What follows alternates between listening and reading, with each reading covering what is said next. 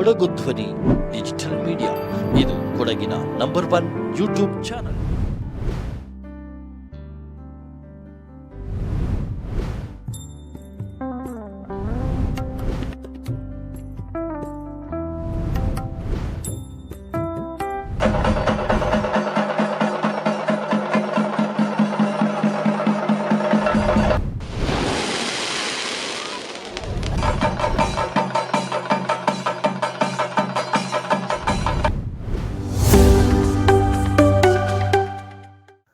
ದಕ್ಷಿಣ ಕೊಡಗಿನ ಈಚೂರುಕುಂದ ಗ್ರಾಮದ ಸುಂದರ ಪರಿಸರದ ನಡುವೆ ನೆಲೆ ನಿಂತಿರುವ ಇತಿಹಾಸ ಪ್ರಸಿದ್ಧ ಶ್ರೀ ಪಡುವೇರಿ ದಬ್ಬೆಚಮ್ಮ ದೇವಸ್ಥಾನದ ವಾರ್ಷಿಕ ಉತ್ಸವ ಅತ್ಯಂತ ಯಶಸ್ವಿಯಾಗಿ ನಡೆಯಿತು.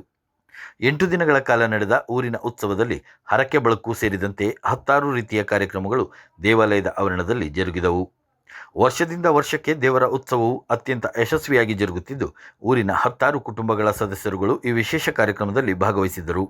ಉತ್ಸವದ ಅಂಗವಾಗಿ ದೇವಾಲಯವನ್ನು ವಿಶೇಷ ರೀತಿಯಲ್ಲಿ ವಿದ್ಯುತ್ ದೀಪಗಳಿಂದ ಅಲಂಕರಿಸಲಾಗಿತ್ತು.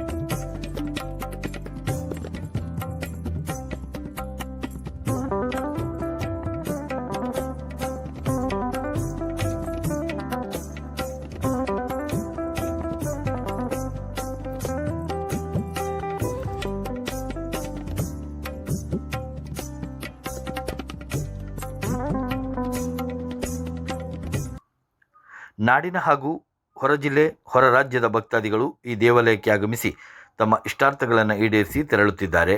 ಪ್ರತಿದಿನ ಮುಂಜಾನೆ ಹಾಗೂ ಸಂಜೆಯ ವೇಳೆ ಪೂಜಾ ಕಾರ್ಯಗಳು ನಡೆಯುತ್ತಿವೆ.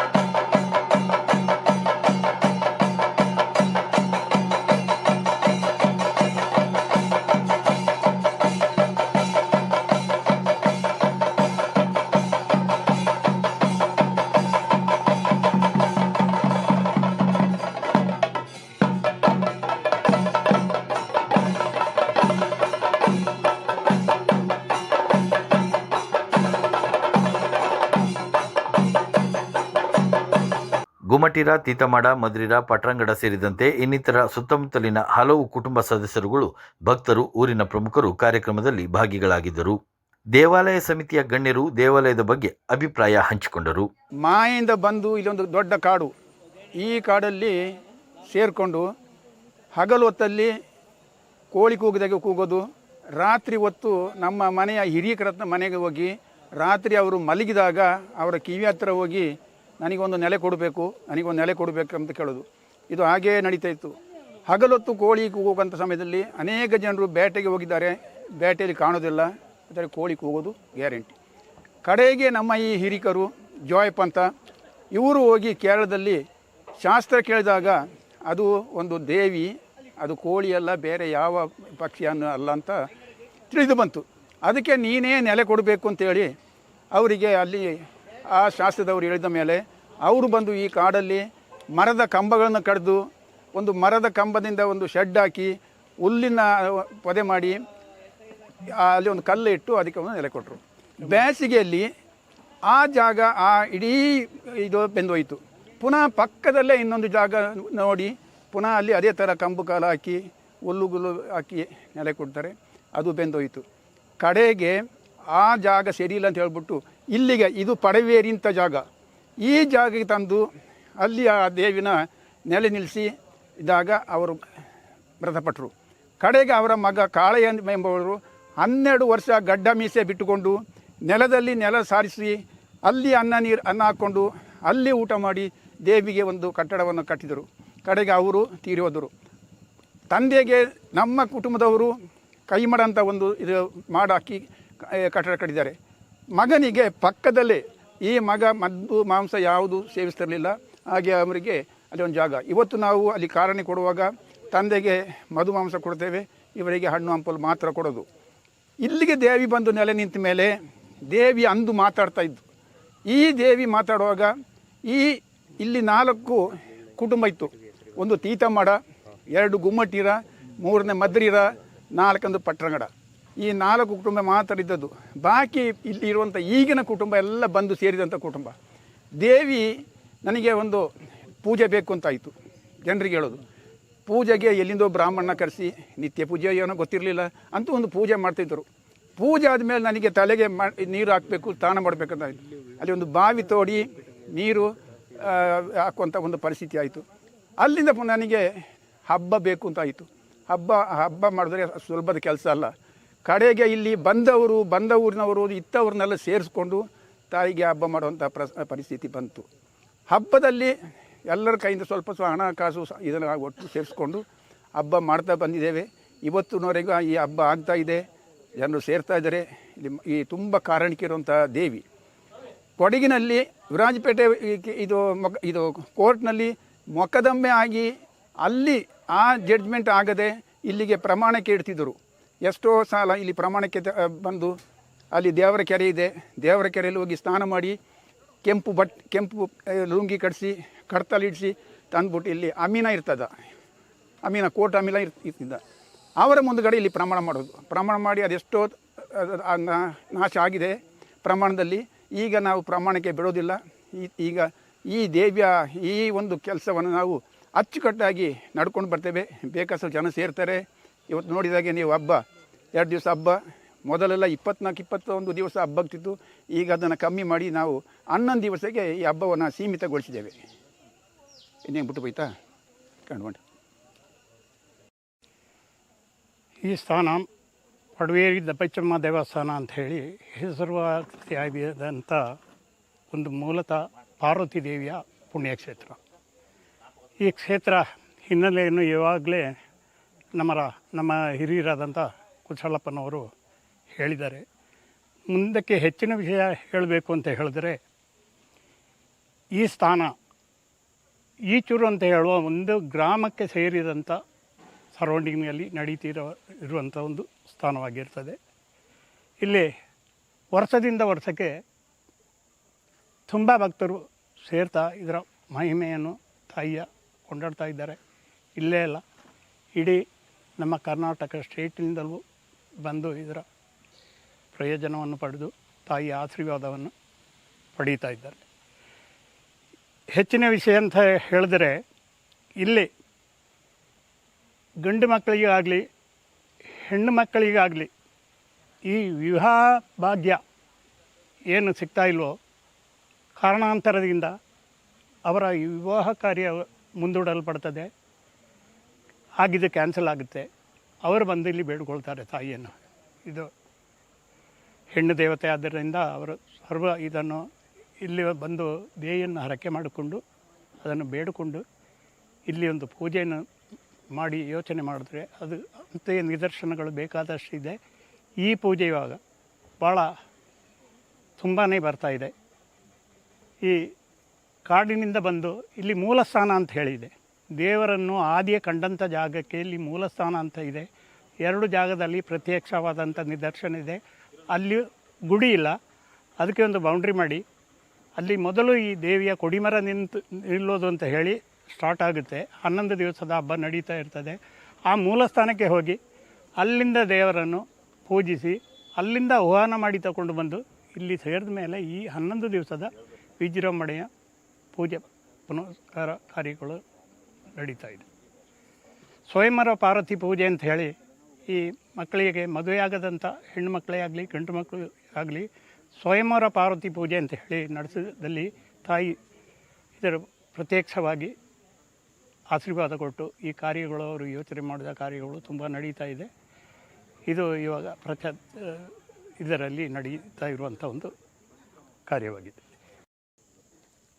ನಾನು ಈ ಪಡುವೇರಿ ದಬ್ಬೆಚಮ್ಮ ದೇವಿಯ ಪ್ರೆಸಿಡೆಂಟ್ಶಿಪ್ ತೊಗೊಂಡು ಇದು 2ನೇ ವರ್ಷ ಈ ಉತ್ಸವ ನಡೆಸ್ತಾ ಇರೋದು. ತಾಯಿಗೆ ಅಪಾರ ಶಕ್ತಿ ಇದೆ, ಅದನ್ನು ನಾನು ಮನಗಂಡಿದ್ದೀನಿ. ಸುಮಾರು ನಿದರ್ಶನಗಳಿದೆ, ಅದೆಲ್ಲ ಇಲ್ಲಿ ಹೇಳಲಿಕ್ಕೆ ಇವಾಗ ಸಮಯ ಅಭಾವ ಇದೆ.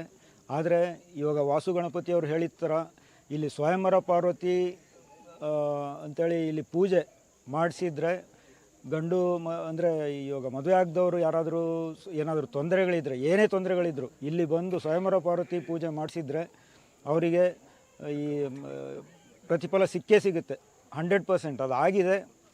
ತುಂಬ ಜನ ಮಾಡಿಸ್ಕೊಂಡು ಹೋದವ್ರಿಗೆಲ್ಲ ಮದುವೆಯಾಗಿ ಅವರು ಸುಖವಾಗಿ ಚೆನ್ನಾಗಿ ಬಾಳ್ತಾ ಇದ್ದಾರೆ. ಯಾರಿಗೂ ಏನು ತೊಂದರೆ ಆದ್ರೂ ಇಲ್ಲಿ ಬಂದು ತಾಯಿ ಹತ್ರ ಪ್ರಾರ್ಥನೆ ಮಾಡಿಕೊಂಡ್ರೆ ಅದು 100ಕ್ಕೆ 100 ಸಾಧಿಸದಂತ ಆಗುತ್ತೆ ಅಂತೇಳಿದರೆ ಯಾವುದೇ ಹರಕೆ ಹೊತ್ತರೂ ಅದು ಯಶಸ್ಸಾಗುತ್ತೆ ಅಂತ ಹೇಳೋಂಥ ಒಂದು ಮಾತನ್ನ ಹೇಳ್ತಾ ದೇವಿಗೆ ನಮಸ್ಕರಿಸುತ್ತಾ ನನ್ನ ಮಾತುಗಳನ್ನು ಮುಗಿಸ್ತೇನೆ. ಶ್ರೀ ದಬ್ಬೆಚಮ್ಮ ದೇವರು ಒಂದು ಇತಿಹಾಸದಿಂದ ಈ ಊರಿನ ಬೆಳಗುವಂಥ ಇದರಲ್ಲಿ ಒಂದು ಪ್ರಮುಖ ಪಾತ್ರವನ್ನು ವಹಿಸಿದಂಥ ದೇವಿ. ಇವರ ಮೇಲೆ ವಿಶ್ವಾಸ ನಂಬಿಕೆ ಇಟ್ಟು ಈ ದಿನ ಇಡೀ ಕುಂದದಲ್ಲಿರುವ ಹೊರಗಡೆ ಬಂದಿರುವಂಥ ಎಲ್ಲ ಸಂಸಾರಸ್ಥರು ಮನೆಯವರು ಭಾಳ ಚೆನ್ನಾಗಿ ಒಂದು 300-400 ವರ್ಷದ ಇತಿಹಾಸದಿಂದ ಇವತ್ತು ಜೀವನವನ್ನು ನಡೆಸ್ತಾ ಇದ್ದಾರೆ. ಈ ದೇವಿಯ ಮೇಲೆ ಅಪಾರ ನಂಬಿಕೆ ಇದ್ದು ಯಾರು ಕೆಲಸ ಕಾರ್ಯಗಳನ್ನು ಮಾಡ್ತಾರೆ ಆ ದೇವಿ ಕೈ ಬಿಡುವಂಥ ಒಂದು ಪ್ರಶ್ನೆಯೇ ಇಲ್ಲ ಅಂತ ಹೇಳೋದು. ಉದಾಹರಣೆಗೆ ನಮ್ಮ ಸಂಸ್ಥೆಗೂ ದುರ್ಗಾಭೋಜಿ ಅಂತ ಹೆಸರು ಇಟ್ಟು ನಮ್ಮ ತಾಯಿ ಕಾಲದಿಂದ ತಂದೆ ಕಾಲದಿಂದಲೂ ಬಹಳ ದೇವಿನ ನಂಬಿ ಮಾಡುವಂಥ ಎಲ್ಲ ಕೆಲಸಕ್ಕೆ ಸ್ಫೂರ್ತಿದಾಯಕವಾಗಿದೆ. ಹಾಗೆ ಮುಂಚೆ ಪರ್ಕೆ ಬೆಳಕು ಅಂತ ಹೇಳಿ 12, 15, 20 ಪರ್ಕೆ ಬೆಳಕುವರೆಗೆ ನಡೀತಾ ಇತ್ತು. ಕಾರಣಾಂತರಗಳಿಂದ ಹಬ್ಬವು ಊರಿನಲ್ಲಿ ಜಾಸ್ತಿ ದಿನ ನಡೆಯುವುದರಿಂದ ತದನಂತರ ಪರ್ಕೆ ಬೆಳಕನ್ನು ಸಾಮೂಹಿಕ ಪರ್ಕೆ ಬೆಳಕಾಗಿ ಮಾಡಿ ಇವತ್ತು ಸಹ 24ರಿಂದ 26 ಪರ್ಕೆ ಬೆಳಕನ್ನು ಮಾಡುವುದರ ಮೂಲಕ ಇದೊಂದು ವಾರ್ಷಿಕ ಉತ್ಸವವನ್ನು ಭಾಳ ವಿಜೃಂಭಣೆಯಿಂದ ಊರಿನವರು ತಕ್ಕವಕ್ಕ ಆಗಲಿ ಚಂಗವಕ್ಕ ಎಲ್ಲ ಊರಿನವರು ಇದನ್ನು ಆಚರಿಸ್ತಾ ಇದ್ದಾರೆ.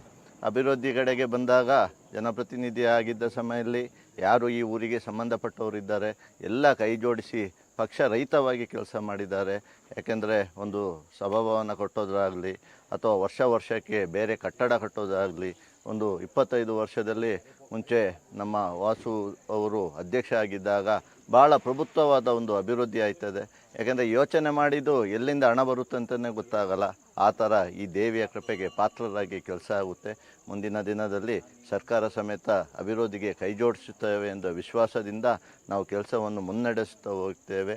ಹಾಗೂ ಇಲ್ಲಿ ಬಂದಂಥ ಎಲ್ಲ ಭಕ್ತಾದಿಗಳಿಗೂ ಅವರ ಸಂಸಾರಕ್ಕೂ ಅಭಿವೃದ್ಧಿಯಾಗಲಿ ಅಂತ ಹೇಳಿ ಹಾರೈಸುತ್ತಾ ನನ್ನ 2 ಮಾತನ್ನು ಧನ್ಯವಾದ. ವಾರ್ಷಿಕ ಉತ್ಸವದಲ್ಲಿ ಶ್ರೀ ಪಡುವೇರಿ ದಬ್ಬೆಚಮ್ಮ ದೇವಸ್ಥಾನದ ಆಡಳಿತ ಮಂಡಳಿಯ ಅಧ್ಯಕ್ಷರಾದ ತೀತಮಾಡ ಕರುಂಬಯ್ಯ, ದೇವತಕ್ಕರಾದ ತೀತಮಾಡ ಉಮೇಶ್, ಚಂಗವಕ್ಕರಾದ ಗುಮ್ಮಟಿರ ಕಿರಣ್ ಗಣಪತಿ, ಗಣ್ಯರಾದ ತೀತಮಾಡ ವಾಸು ಗಣಪತಿ, ತೀತಮಾಡ ಕುಶಾಲಪ್ಪ, ಪಟ್ರಂಗಡ ಶ್ರೀಮಂತ್ ಮುತ್ತಣ್ಣ, ಗುಮ್ಮಟಿರ ತೀತಮಾಡ ಮದ್ರಿರ ಪಟ್ರಂಗಡ ಸೇರಿದಂತೆ ಇನ್ನಿತರ ಸುತ್ತಮುತ್ತಲಿನ ಕುಟುಂಬದ ಸದಸ್ಯರುಗಳು, ಭಕ್ತರು, ಊರಿನ ದೇವಾಲಯ ಅರ್ಚಕರಾದ ಹರೀಶ್ ಭಟ್ ಸೇರಿದಂತೆ ಇನ್ನಿತರರು ಹೆಚ್ಚಿನ ಸಂಖ್ಯೆಯಲ್ಲಿ ಪಾಲ್ಗೊಂಡಿದ್ದರು.